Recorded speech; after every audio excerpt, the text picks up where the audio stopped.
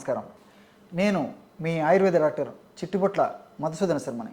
మనం ఈ వీడియోలో మిరియాలను ఉపయోగించి తరచుగా మూత్రం వెళ్ళే సమస్యను ఎలా ఎదుర్కోవచ్చు అనేటువంటి విషయాన్ని గురించి తెలుసుకోబోతున్నాం. ఈ తరచుగా మూత్రానికి వెళ్ళాల్సి రావడం అనేటువంటి సమస్యని బహుమూత్రం అనేటువంటి పేరుతో ఆయుర్వేద వైద్య విధానంలో మన మహర్షులు చక్కగా విపులంగా వివరించి చక్కటి చికిత్సా విధానాల గురించి కూడా తెలియజేయడం జరిగింది. దీన్నే ఆధునిక వైద్యంలో పాలియూరియా అనేటువంటి పేరుతో పిలుస్తుంటారు. మరి ఈ బహుమూత్రం లేదా పాలియూరియా లేదా ఎక్కువసార్లు మూత్రం రావడం అనేటువంటి సమస్య వయస్సుతో నిమిత్తం లేకుండా ఇంచుమించు అందరికీ వస్తూ ఉంటుంది. అంటే చిన్నపిల్లలకు వస్తుంటుంది, పెద్దలకు వస్తుంటుంది, స్త్రీ పురుషులు నిమిత్తం లేకుండా అందరికీ కూడా ఈ యొక్క సమస్య కలుగుతూ ఉంటుందన్నమాట.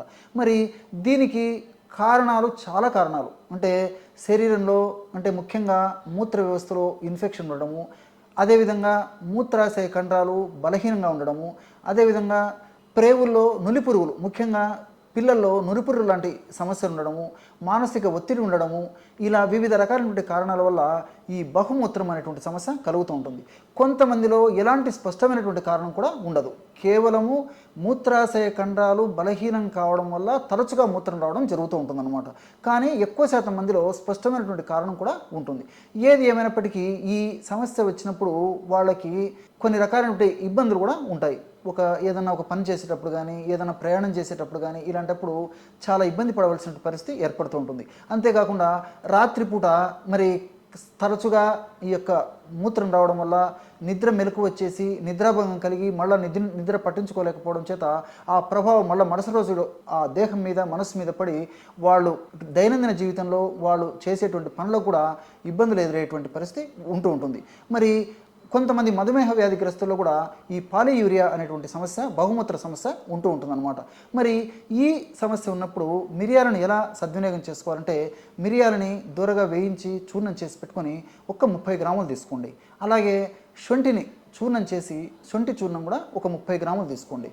అలాగే పటిక బెల్లం, ఈ పటిక బెల్లాన్ని ఖండ శర్కర, నవ్వుబోతు, మిశ్రి ఇలా వివిధ రకాలైనటువంటి పేర్లతో పిలుస్తూ ఉంటారనమాట.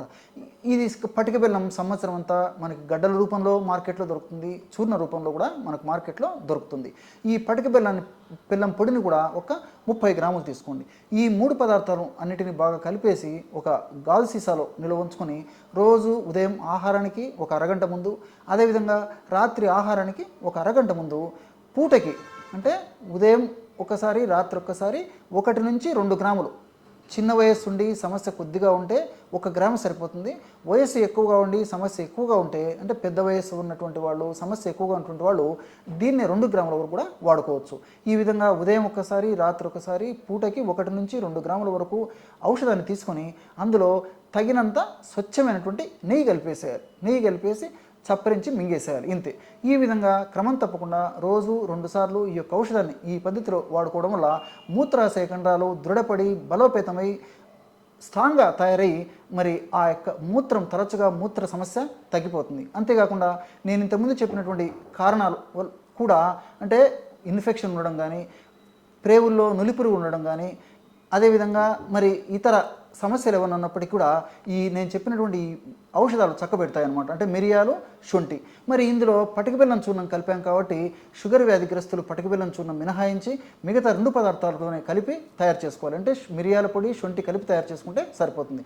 అంతేకాకుండా షుగర్ వ్యాధిగ్రస్తులు నెయ్యి కాకుండా ఈ యొక్క చూర్ణాన్ని 50 మిల్లీలీటర్ల నీళ్ళలో కలిపి వాడితే సరిపోతుంది. చూసారు కదా, ఎటువంటి చక్కనైనటువంటి ఔషధాన్ని ప్రకృతి ఎక్కువగా మూత్రం విసర్జించేటువంటి సమస్యకి మిరియాలు, శొంఠి, పటిక బెల్లం కలిపి తయారు చేసుకున్న చూర్ణం ద్వారా పరిష్కారం చూపించిందో. మరొక వీడియోలో మరొక అంశంతో మళ్ళీ కలుద్దాం. అంతవరకు నమస్కారం. మీ చిట్టిబొట్ల.